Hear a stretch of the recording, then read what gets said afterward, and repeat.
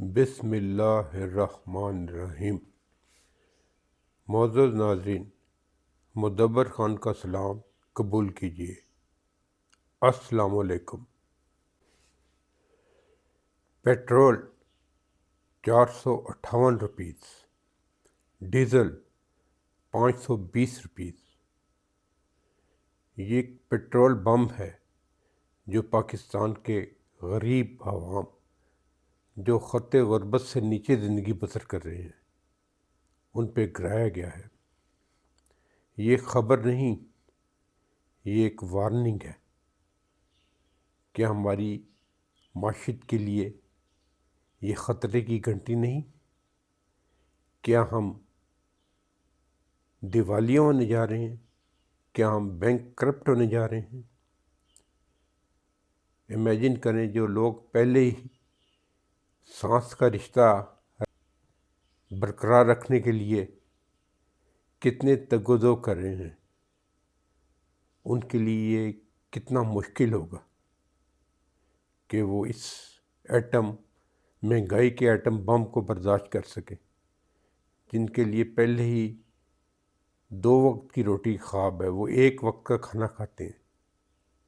وہ برداشت کر پائیں گے؟ حکومت کہتی ہے ہم نے دل پہ پتھر رکھ کر یہ فیصلہ کیا ہے۔ سوال یہ پیدا ہوتا ہے کہ آپ دل پہ پتھر رکھ کے ذرا اپنے خراجات بھی کم کر دیں۔ آپ کے جو پروٹوکول میں 20 کروڑ روپے کی گاڑیاں موو کرتی ہیں، اور حالیہ آپ نے کروڑ روپے کی یہ نئی گاڑیاں خرید کے دی ہیں اپنے وزیروں مشیروں کو اور بیوروکریٹس کو، جو آپ نے اربوں ڈالر کے جہاز خریدے ہیں، اس میں بھی کچھ کمی کر دیجیے۔ اگر آپ کی کمی کرتے تو شاید عوام آپ کا یہ چورن ہضم کر لیتے۔ ابھی عوام بہت مشتعل ہے، بہت غصے میں ہے،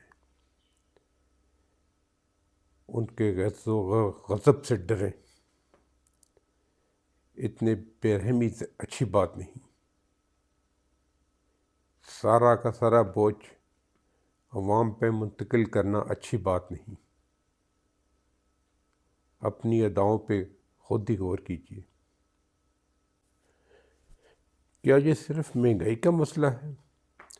ایسا نہیں ہے، اس کے پیچھے عالمی معیشت ہے۔ ایران کی جنگ ہے جو اس پہ مسلط کی ہے بغیر کسی وجہ کے، اور اس بدمعاشی کا ذمہ دار اسرائیل کا وزیر اعظم نیتن یاہو اور امریکہ کا پریزیڈنٹ ڈونلڈ ٹرمپ ہیں۔ انہوں نے بغیر کسی اشتعال کے ایران پہ حملہ کیا۔ ان کا خیال تھا یہ 1-2 دن میں جنگ ختم ہو جائے گی، جس طرح وینزویلا میں انہوں نے وہاں کے بادشاہ کو اٹھایا، ملکہ کو اٹھایا اور رجیم چینج کر کے اپنی کٹ پتلی حکومت بنا دی، اور وینزویلا کی تیل کی بے پایہ دولت پہ قبضہ کر لیا۔ تو وہ یہ خواب یہی دیکھ رہے تھے کہ ایران میں بھی ایسا ہوگا۔ یہ اتنی بڑی حماقت تھی کہ کسی امریکہ کے صدر کو جرأت نہیں ہوئی یہ احمقانہ قدم اٹھانے کی، حالانکہ اسرائیل کی پچھلے 30 سال سے یہی کوشش تھی کہ امریکہ ایران پہ حملہ کر دے۔ ان کی دشمنی پرانی نہیں ہے، لیکن ٹرمپ ایپسٹین فائلز کے جھانسے میں ایسا آیا کہ عوام کی توجہ ایپسٹین فائلز سے، یاد رہے کہ اس کے اوپر ریپ کے الزام ہے کم سن لڑکیوں کے ساتھ، اس کو ہٹانے کے لیے اس نے یہ سارا ڈرامہ رچایا جو اس کے الٹا گلے پڑ گیا۔ لیکن یہ بات ہے کہ اس میں بزنس کی سینس ہے، اور اس کے جو ارب پتی کھرب پتی دوست ہیں ان کے ساتھ مل کے خوب فائدہ اٹھایا گیا ہے۔ جب مارکیٹ بند ہونے والی ہوتی ہے، ایک جارحانہ بیان داغ دیا جاتا ہے اور فوراً مارکیٹ کی قیمتیں بڑھ جاتی ہیں، اور اس سے پہلے انہوں نے ایک صلح کا بیان دیا ہوتا ہے کہ ہم مذاکرات کر رہے ہیں، اس سے کہ تیل کی قیمتیں کم ہوتی ہیں تو پھر یہ جو دولت مند کھرب پتی اس کے دوست ہیں وہ تیل کا ذخیرہ کر لیتے ہیں، اور جب یہ بڑھتی ہیں تو پھر کھربوں کا منافع کماتے ہیں۔ تو اس ساری گیم کے پیچھے یہ بھی ہے، جہاں ایپسٹین فائلز ہیں وہاں پہ مالی منافعت بھی ہے، کیونکہ جنگ ایک منافع بخش کاروبار ہے۔ امریکہ کی سب سے بڑی انڈسٹری ہے کہ وہ یہ جو جنگی آلات وغیرہ پروڈیوس کر رہی ہیں ان کی کمپنیاں، تو وہ دڑا دڑ بکیں گی۔ ابھی شروع میں امریکہ نے یہی خواہش تھی اس کی کہ سارے عرب ملک مل کے ایران پہ حملہ کر دیں، لیکن اس میں اس کو ناکامی ہوئی۔ پھر اس نے نیٹو ممالک کو اکسایا کہ وہ ساتھ آئیں اس کو کھولیں، تو موسٹلی انہوں نے بھی ریفیوز کر دیا۔ ابھی یہ اس میں بالکل پھنس چکا ہے، تو اس نے کوشش کی کہ ایک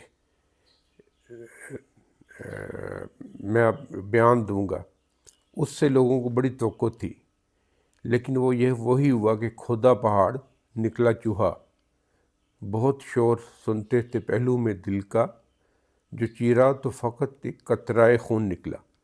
تو اس نے وہی گسی پٹی باتیں دہرا دی۔ یہی ہے کہ عین آخری وقت پہ وہ تقریر اس کی چینج کر دی گئی۔ یاتن نے ایسا پریشر ڈالا کہ وہ تقریر کا متن جو اس نے سیز فائر کرنا تھا اس کی بجائے اس نے کہہ دیا ابھی یہ جنگ طویل عرصہ چلے گی، اور پہلے قیاس یہی تھا کہ یہ کہے گا کہ ہم نے اپنے ہدف حاصل کر لیے ہیں تو اب ہم اس جنگ کو ختم کر رہے ہیں، لیکن اسرائیل کے دباؤ پہ اس نے کہا کہ نہیں ابھی یہ چلے گی، ہم نے اگرچہ کافی ہدف کر لیے حاصل، لیکن ہم ایران کو بھی اور سبق سکھائیں گے۔ اور پھر اس کے بعد پہلے بھی یہ سویلین آبادیوں پہ حملے کر رہے تھے۔ انہوں نے ایک اسکول پہ حملہ کیا جو ان کے گلے پڑا ہوا ہے، جس میں 130 بچیوں کی شہادت ہوئی، بے گناہ بچیوں کی، اور جس میں ایک بار میں کہا جاتا ہے کہ یہ وہی بال کے پجاری ہیں جس کو یہ بلی دیتے تھے بنی اسرائیل بچوں کی، اب انہوں نے بچوں کی بلی دی ہے۔ اور اس کے بعد پھر انہوں نے ابھی حال ہی میں خبر آئی ہے کہ ایران کا ایک جو سویلین پل ہے اس کو بمبارمنٹ کر کے گرا دیا، اور بڑا فخر سے ڈونلڈ ٹرمپ اعلان کر رہا ہے کہ ہم نے اس کو سبق سکھا دیا۔ حالانکہ یہ ایک جنگی جرم ہے کہ سول آبادی کو آپ کریں ٹارگٹ، تو نیچرلی اس کے ساتھ وہ ریٹیلیٹ کرے گا، وہ اس کی اس کی جو بیسز ہیں عرب ممالک میں وہاں پہ حملہ کرے گا، اسرائیل پہ حملہ کرے گا، اور اس نے تو اپنا نقصان پورا کرنا ہے۔ ابنائے حرمز ڈائریکٹلی اس کے کنٹرول میں ہے، تو وہ اس پہ اپنا ٹول ٹیکس لگا دے گا، کیونکہ جتنی اس میں تباہی ہوگی اس میں ٹول ٹیکس میں اضافہ کرتا جائے گا۔ اور پاکستان جیسا کمزور ملک جس کی اگرچہ وہ ایٹامک پاور ہے، لیکن اکنومیکلی وہ اس وقت دیوالیہ پن کے قریب ہے، کیونکہ اس کی ایکسپورٹ ختم ہو رہی ہے، اور سارا دار و مدار ان قرضوں کے اوپر ہے جو آئی ایم ایف سے مل جاتا ہے، اور آئی ایم ایف کو پیچھے چھڑی ہوتی ہے امریکہ کی۔ اور اس کے بعد یہ کب تک چلے گا معاملہ؟ ہمیں اپنی ایکسپورٹ بڑھانی ہوگی، جو کسی زمانے میں زیادہ تھیں لیکن گریجولی وہ کم ہوتی جا رہی ہیں۔ پھر ایران نے تو اپنا کر لینا ہے، اس نے اپنا ٹول ٹیکس بڑھا دینا، کیونکہ اس سے آبنائے حرمز خالی کرانا عام کام نہیں، کیونکہ وہ اس کی بالکل نیک پہ بیٹھا ہوا ہے، اور دنیا کا 20% تیل وہاں سے گزر رہا ہے۔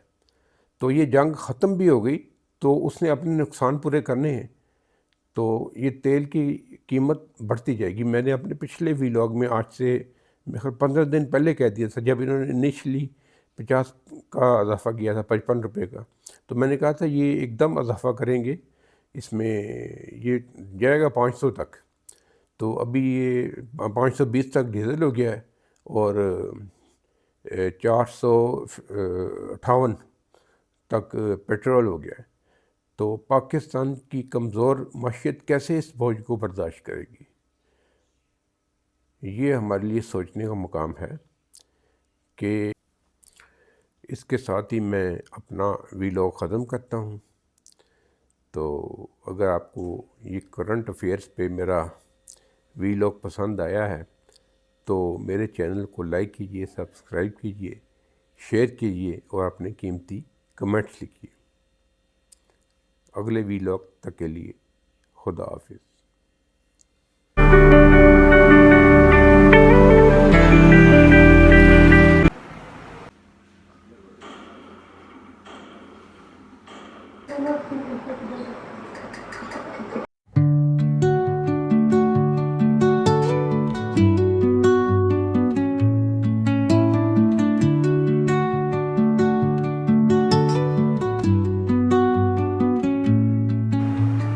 Under the boughs where the shadows play, the wind hums soft.